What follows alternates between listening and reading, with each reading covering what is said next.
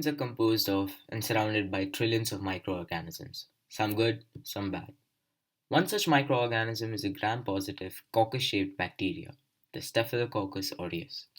Coming from the family of Staphylococci bacteria, this strain has been argued to be the most virulent of all of the strains, namely S. epidermidis, S. hemolyticus, etc.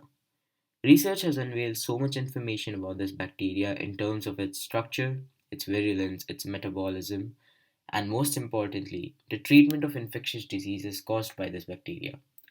This is also, in a sense, the focus of this video. Shalom, Malcolm, Izzy, and myself will be discussing the pathogenesis of S. aureus over the course of this video. Many staphylococci present in the skin flora where communities of microorganisms reside in the skin tend to be in abundance, quarter of all microorganisms in skin flora. Certain factors such as pH, sweat, humidity combined with higher levels of staphylococci and breaks in the skin, for example after surgery or from shaving, allow the invasion of staphylococcus. The bacterial cell structure allows the bacteria to enter the body without being destroyed. Some structures include the capsule, which helps resisting phagocytosis, adhesins like carbohydrates that latch on to invade host proteins, protein A, which protects the body from antibodies which usually bind onto the bacteria to destroy it, and binds to the antibody from the back so it can't bind to the variable region of the bacteria. Invasins, coagulase, and staphylokinase. Both enzymes play a part in forming fibrin clot around itself to protect itself from the host, then proceeds to break down the clot and invade the host.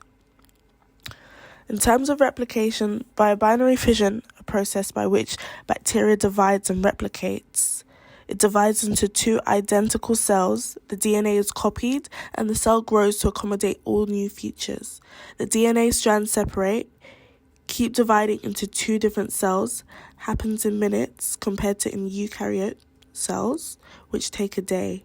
Also, Staphylococcus has faster enzymes.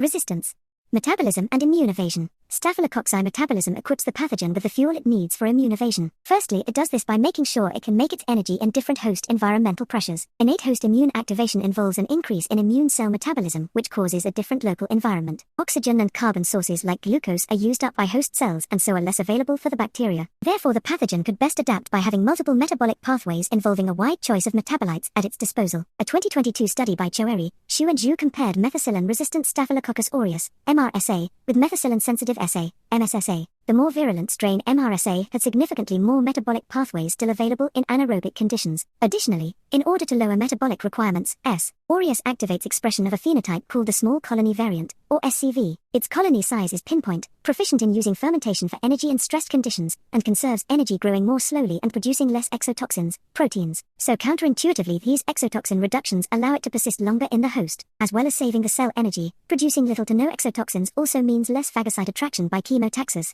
These SCVs also circumnavigate the need for virulence factor exotoxins by making use of its metabolic compounds. For example, SVCs use a metabolic protein called FUMC to promote its own glycolysis while overactivating it in host immune cells. It results in innate immune memory prevention in macrophages and so helping the SCV persist. It also results in the host cell death via necroptosis that does not kill S. aureus. Similarly, the lactic acid on SA biofilm stimulates monocytes to use oxidative phosphorylation over glycolysis, promoting an anti-inflammatory response in the host immune system. Environmental pressures in the host affect gene expression to program these adaptive responses through a process of epigenetics. Research has shown the SA virulence genes remain relatively stable in expression, but metabolic gene expression changes are more significant in these adaptive responses. Significant virulence can be achieved by metabolic pathway agility and energy conservatism alone. So much that lack of exotoxin expression in SA has been linked to worse outcomes in a clinical setting because of the powerful metabolic strategies associated with this that alone create virulence. As previously stated, exotoxins are the virulence factors of S. aureus which help them metabolize inside the host cells. But these are one of the many other virulence factors of this gram-positive bacteria, which are involved in defending itself from the host innate immune response. Primarily, let's understand what virulence is. Virulence is defined by the extent to which a bacteria can cause damage to the environment around it. When we discuss the innate immune system of humans, the first thing that comes to mind is the first line of defense, the skin barrier, and also the mucus and nasal passageways. This is a non-specific immune response in which any bacteria is stopped from entering the body through interaction with the skin or through air passages. This happens by trapping them in the mucosal layers and lysing them using various proteins and enzymes. Usually, the glycoproteins present in the mucosal layer prevents the adhesion of bacterial cells to the epidermis and proteins such as defensins are released in order to break down these bacterial cells when trapped in the mucosal layer. However, this layer of defense is completely defied by S. aureus due to the adhesins it releases, which make invasion very easy. One such adhesin is the cell wall anchored protein, clumping factor B. This adhesion helps S. aureus bind to fibrinogen, one of the most abundant cytokeratins present in squamous cells. Squamous cells, also known as squames, are the dead portions of the skin which make up the first layer of the skin. Taking advantage of a lack of mucus on these layers, the bacteria invades this layer and binds to fibrinogen. Other adhesins and proteins such as iron-regulated surface determinant protein A and serine aspirate dipeptide repeat proteins also help the bacteria's adhesion to squamous cells, which completely breaks down the first line of defense. Adding on, in staph infections, we usually observe that there are blister formations on the skin. This happens because the bacteria releases exfoliative toxins A and B, which directly destroy the skin to enter the body. Once inside the body, the second line of defense is activated. The second line of defense is the non-specific response in which destruction of foreign cells through various processes like opsonization and the complement attack system, which are mediated by immunocomponents like neutrophils and leukocytes, are done. However, S. aureus releases numerous amounts of proteases which counterattack these defense systems, and this is what makes it so virulent, as previously claimed. The bacteria has specific proteases for tackling specific host defense mechanisms. Let's understand this with an example. We understood that S. aureus enters the body by binding to fibrinogen. Once inside, it uses coagulases, such as von Willebrand factor binding protein, to bind to prothrombin. Now, prothrombin is the precursor to the enzyme thrombin, which actually converts fibrinogen to fibrin, causing blood clot formation. Fibrin causes blood clots because it's a fibrous protein, making it insoluble in water, hence forming a mesh-like structure. Now, since S. aureus has binded to prothrombin using its protease coagulase, it can convert fibrinogen to fibrin at will. And when it does that, there would be bacterial agglutination. Bacterial agglutination is nothing but a huge mass of bacteria stuck together. But in this case, they're stuck together with a network of fibrin surrounding them.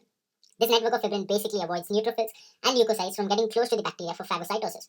So, the clotting factor that was supposed to protect the body from pathogens entering through skin cuts by mesh formation is now helping S. aureus survive by avoiding the immunocomponents because of the same mesh.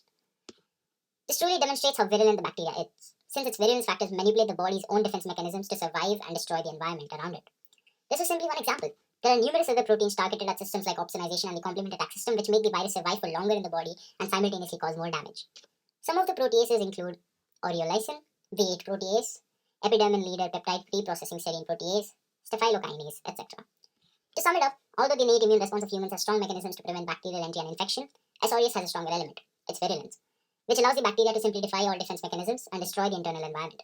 So how do we get rid of this bacteria upon infection? What would the treatment options be? This will be discussed by Izzy. Patient bacteria sample will be grown on mannitol salt agar with a 7.5% sodium chloride concentration. This will inhibit the growth of any bacterial organisms that are not staphylococci. If Staphylococcus aureus is present, it will form golden yellow colonies and the sample will test positive for coagulase. The treatment for an infection will depend on disease.